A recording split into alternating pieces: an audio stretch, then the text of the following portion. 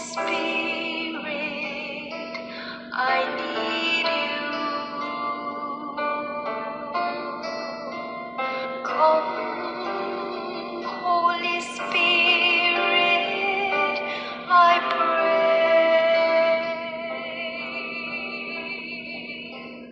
Come with your strength and your power. Come in your own special way. Sa ngalan ng Ama at ng Anak at ng Espiritu Santo. Amen. Hallelujah, hallelujah. Come, Holy Spirit, we need you. Come, Holy Spirit, we pray.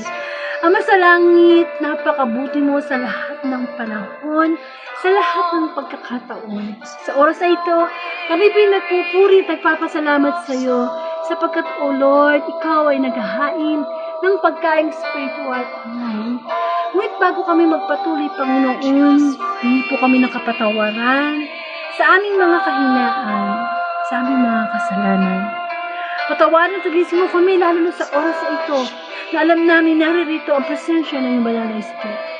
Turuan mo kaming makaunawa upang sa ganon, mabatid namin ang iyong kalooban at hindi ang kalooban namin ang makapangyari sa bawat araw. Spirit, I need you. Halina, Espiritu Santo, manahan ka sa puso ng bawat isa. Ang bigat ng aming mga pagsubok, ang kaguluhan ng aming isipan, ang mga bagay na nagiging sanhi ng pagkalayo namin sa iyo, Panginoon. Igisin mo kami sa oras na ito. Focus namin ang aming espiritu sa espiritu mo, Panginoon. Patuloy kang kumilos sa mga darating pang minuto, Panginoon. Ikaw ang mabigyan ng karangalan. Ikaw ang mabigyan ng papuri sa Facebook.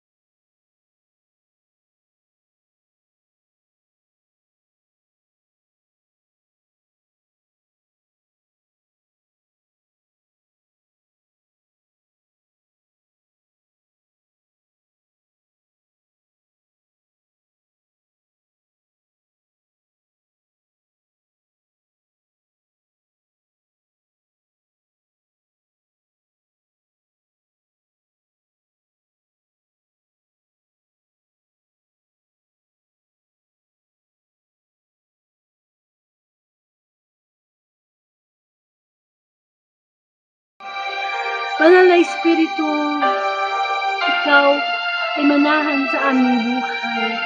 Ikaw ang mga bunga ng Banal na Espiritu ay aming makamtan.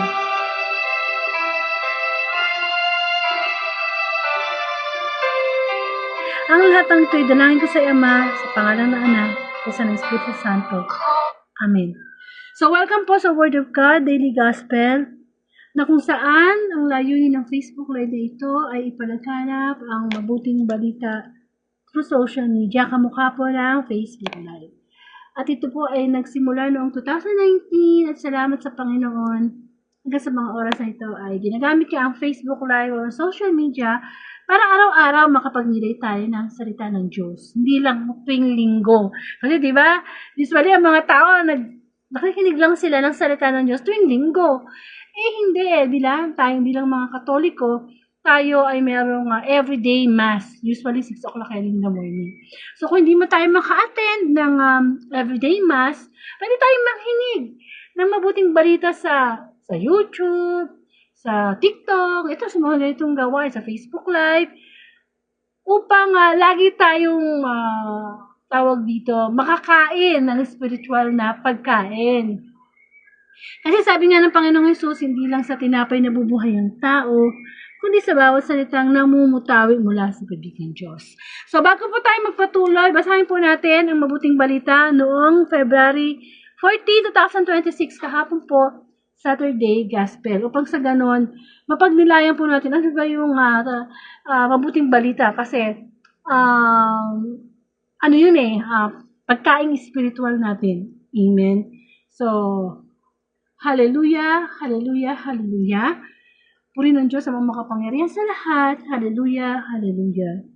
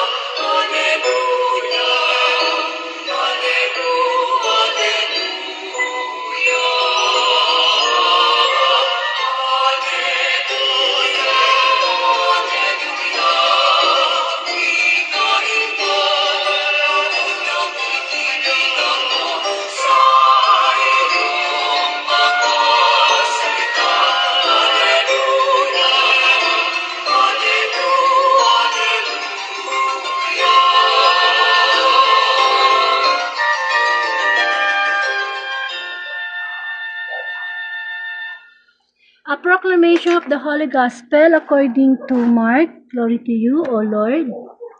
Not long afterward, another large crowd came together. When the people had nothing left to eat, Jesus called the disciples to him and said, I feel sorry for these people because they have been with me for 3 days and now have nothing to eat. If I send them home without feeding them, they will faint as they go, because some of them have come a long way.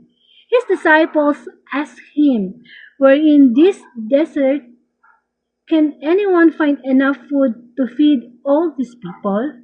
How much bread do you have? Jesus asked. 7 loaves, they answered. He ordered the crowd to sit on the ground.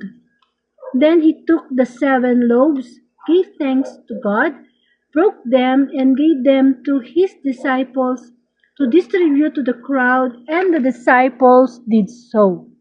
They also had a few small fish. Jesus gave thanks for this and told the disciples to distribute them too. Everybody ate and had enough. There were about 4,000 people. Then the disciples took up 7 baskets full of pieces left over. Jesus sent the people away and once got into a boat with his disciples and went to the district of Dalmanuta. Brother, sister, the Gospel of the Lord. Glory to you, Lord Jesus Christ. Amen. So,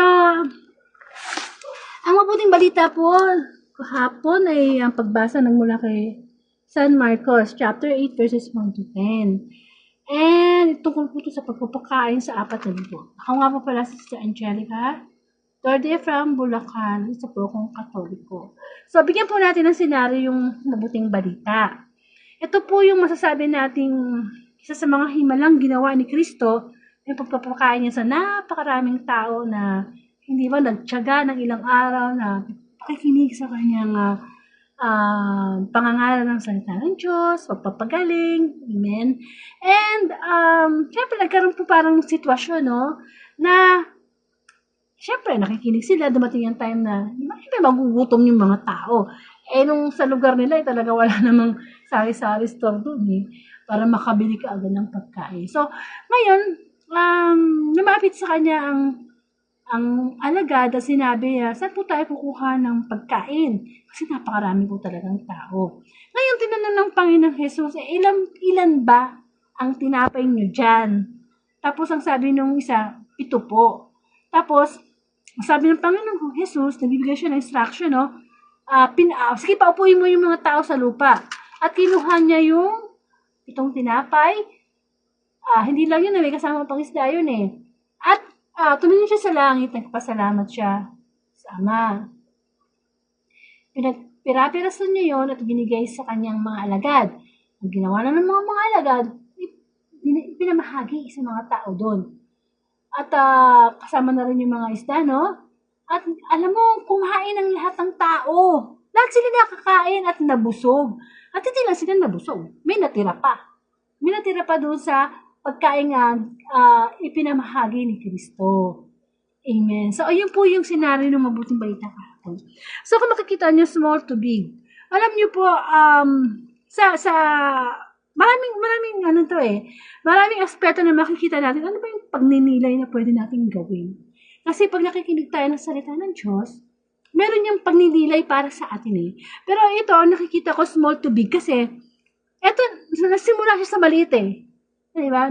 Nagsimula yung himala ng Panginoong Jesus sa 7 tinapay at maliliit na isda. Libo-libo yung mga tao doon. Amen? So, yung maliit na mga tinapay na yon, lumaki. Dumami. At hindi na basta dumami, sumobra pa.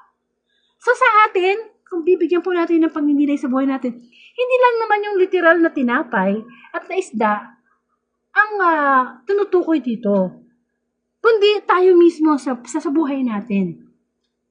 Small to big. Sabi nga nila, ang lahat ng malalaking bagay, nagsimula muna yan sa maliit. Amen. Walang malaking bagay na nagsimula agad sa malaking bagay. Hindi. Nagsimula yan sa maliit. Tayo, no? Siguro, i-ano natin itong mensahe ng Panginoon sa buhay natin. Bakit tayo nagkakaroon ng mga pagsubok? Masyado na tayong problemado sa ating mga pagsubok na para bang minsan naisip natin, ano ba yan? Parang hindi natatapos yung problema natin, no? Padagdag ng padagdag. Amen? Pero merong sagot doon ng Diyos. Kamukha ng sa mabuting balita. Mula sa maliit, pinalaki at pinarami. Ganun din tayo. Hindi ba sabi ni Kristo, tinanong niya doon sa kanya mga alagad, ano meron dyan? Ganon. Kapag may pagsubok, tinatanong din tayo ng Lord, ano pa bang meron? Hindi ba? Kapag tayo ay dumadaan ng pagsubok, tinatanong sa atin ng Lord, ano pa bang meron? Ito yung nakapakalungkot mo. Problemado ka ng problemado. Isip ka ng isip ng problema mo. Iniisip mo yung problema mo bukas sa susunod ng araw. Samantalang, ang sabi ng Panginoon, sapat na ang bawat araw. Ito palang araw na ito, yun palang ang isipin natin sa tulong ng Diyos kung paano natin masusolve. Amen? Kaya tinatanong sa atin ng Panginoon, baka naman meron pa dyan. Baka naman kaysa reklamo ka ng reklamo, baka naman meron ka naman pwedeng ipagpasalamat. Baka naman ang nilareklamo mo, wala kang pera ngayon. Baka naman meron ka pang meron dyan na biyaya ibinigay ko sa'yo. Di ba pwedeng i-focus mo kung ano yung meron at yun ang paramihin? Ito ba? Kaya, minsan, ang mag-asawa, minsan pag-aaway nyo lang yung hindi nagustuhan ng mister mo yung lasa ng sinigang mo. Maliit na bagay lang yun, ha? Minsan lumahalaki na, di ba? Nadadagdagan na. Minsan nakahalukat na yung mga kasalanan na nangyari na noon. Kung minsan yung kapitbahay mo, yung aso nila dumumi sa harap ng gate mo. Hindi ba? Maliit na bagay. Pero, sa araw-araw, ganun ang nangyayari, lumalaki. Diba? O kaya, sabi nga nila, ang problema, kapag laki kang nakatingin, yung problema ang lumalaki. Samantalang kung nakatingin ka sa Diyos, ang Diyos dapat ang lumalaki. So, lahat ng mga nangyayari sa buhay natin, lahat yan ang galing sa maliit na bagay. Amen? Yung mga bisyo, nagsimula muna yun sa patikip-tikim na sigarilyo, patikip-tikim ng alak, pasugal-sugal ng maliit na halaga, hanggang sa hindi natin napapansin, lumalaki yan. Kaya sabi sa atin ng Panginoon, kamukha ng paghihimala niya, diba, kakaunting tinapay at isda, pinarami niya. Ganon din tayo. Marami tayong blessing galing kay Lord. Hindi tayo mauubusan ng blessing. As in, magsulat tayo sa araw lang na ito, ano ba yung blessing sa akin ni Lord? Una na, nag-isip tayo sa panibagong araw. It's a big blessing talaga. Ang hirap kasi sa atin, lagi natin nakikita ang blessing pagka yung blessing masaya. Kapag yung blessing nakakatuwa, no? Pero hindi natin nakikita na ang pinakamalaking blessing ay ang pagsubok. Yan ang pinakamalaking blessing sa atin. Bakit? Kasi yun ang opportunity na nakakasama natin ng Diyos. Yun ang opportunity na masasabi natin, lumalapit tayo sa Diyos, nananalangin tayo sa Diyos. Just imagine kung wala kang pagsubok. Baka hindi na lumapit ang tao sa Diyos, di ba? Pero ang Panginoon, doon sa sitwasyon ng mabuting balita, may problema. Hindi ba? Pero hindi siya nag-focus sa problema. Nag-focus siya sa solusyon. At yun ang minsan ang kulang sa atin. Hindi tayo nag-focus sa solusyon. Lagi tayong problema. A heavy heart. Diba? Ang bigat. Problema na nga yung problema. Pinaproblema pa natin. Amen. Kailangan tayong magsimula sa maliit. Sabi nga ng Panginoong Hesus, ang mapagkakatiwalaan sa maliit na bagay, mapagkakatiwalaan sa malaking bagay. Kaya kung yung isipan natin, lagi na lang tayo nakatingin sa, wala akong ganito mahina ako ganito, hindi ba? Anong nangyayari? Hindi lumalaki. Mabilis kang mapanghinaan ng loob, mabilis kang magalit, wala kang peace of mind. Diba? Samantalang kung tayo pala, nag-umpisa na tayo na, okay, may pagsubok. Pero anong ginagawa natin? Payapa ang ating isipan kasi alam natin, andiyan ang Diyos. Sabi nga lang, nasa taong gawa, nasa Diyos ang gawa. Kaya kailangan, yung peace of mind, isa sa mga bunga ng banal na espiritu, dapat meron tayo nun. Diba? So, ngayon may peace of mind tayo. Ngayon nagpapasalamat tayo sa Diyos. Di bukas, ganun pa rin. Hanggang sa di tayo namamalayan, ang dami ko na palang peace of mind, ang dami ko na palang pagmamahal sa kapwa. Dumami. At hindi lang yun. Sa sobrang dami, naipamamahali mo pa sa iba. May naitatabi ka pa. Yan ang gusto sa atin ng Panginoon. Amen? Diba? Yung kakaunti, pinadami niya at paano? Ano yung procedure niya? Nanalangin siya sa Ama. Diba itinaas niya yung 7 isda at tinapay? 7 tinapay at mga isda. Isa pa yan. Importante lagi yung pagpapananalangin, pagpapasalamat. Amen. Lord, damihan mo pa yung pasensya ko, Lord. Lord, damihan mo pa yung pagtsatsaga ko. Lord, damihan mo pa. Hindi po ba? Kasi minsan, nagkakaroon kasi ng problema sa pananalangin natin In what way? Kasi lagi natin sinasabi, Lord, iligtas mo kami sa sakit. Lord, iligtas mo kami sa disgrasya. Kapatid, masyado ng obvious na lahat halos ng tao gusto ng ganong panalangin. Bakit hindi natin panalangin sa Diyos na, Lord, dagdagan mo pa yung aking pananampalataya. Amen. Yun ang magandang panalangin. Lord, ganito yung pananampalataya ako sa iyo Nag-uumpisa pa lang ako, maliit pa lang, Lord Lord, dagdagan mo pa, dagdagan mo pa. Para pag dumadating yung mga unexpected na disgrasya, problema sa buhay, di ba nadagdagan yung faith natin? Amen? Kaya, sa ating mga tao, small to big. Yung small na matters, pwede naman pagpasensyahan na, huwag naging gawing big deal. Kaya lumalaki. Di po ba? Bagamat, ang mas maganda, yung makikita mo sa palagay mo, nag-uumpisang biyaya ng Diyos, sa palagay nating maliit, makita na rin malaki at lumalaki. Kasi habang nagpapasalamat tayo sa Diyos, lumalaki at lumalaki ang ating pagtitiwala sa Kanya, ating pagmamahal sa Kanya. Amen. So, sa mabuting balita, nagsimula sa maliit, dumami, na ipamahagi sa iba, may natira pa. Ganun dapat ang faith natin. Nagsimula sa maliit, hanggang sa dumami yung ating pagmamahal, paglilingkod sa Diyos, at may naitatabi na tayo, pag may lumalapit sa ating mga tao, mabibigyan na natin ng mga advice na maka-Diyos. Kung may maitutulong tayo materially, itutulong na natin. Ganun ang gusto sa atin ng Panginoon. Kaya imposible na wala Hindi ba? Parang, kung isipin mo ito sa mabubuting balita, ano ba yan? Libo-libo yung mga tao, tapos kakaunti. Yung yung pinarami ng Panginoong Hesus. Pero diba, ganun din sa buhay natin, merong himala. In a what way? Kasi kikilos at kikilos ang Diyos. God will make a way. Na hindi natin namamalayan. Ang gusto lang ng Panginoon, pagpapasalamat. May pusong pagpapasalamat. May pusong nagtitiwala. May pusong merong pag-asa. para kung ano man yung sa palagay natin ngayon sa buhay natin na kakaunti pa lang, pararaning niya ng Panginoon. Nangyari naman yun, di ba? O, yun ng pandemic. Ang dami naman ng trabaho. Isa nga niya, may flight stewardess eh. Dahil nga sa pandemic, hindi sila pwedeng mag-travel sa ibang bansa, sa Himpapawid. Anong ginawa niya? Nagtinda siya ng barbecue. Eh, di kumita siya. Eh, kasi siyempre, diba, quarantine eh. Ginamit pa niya yung online.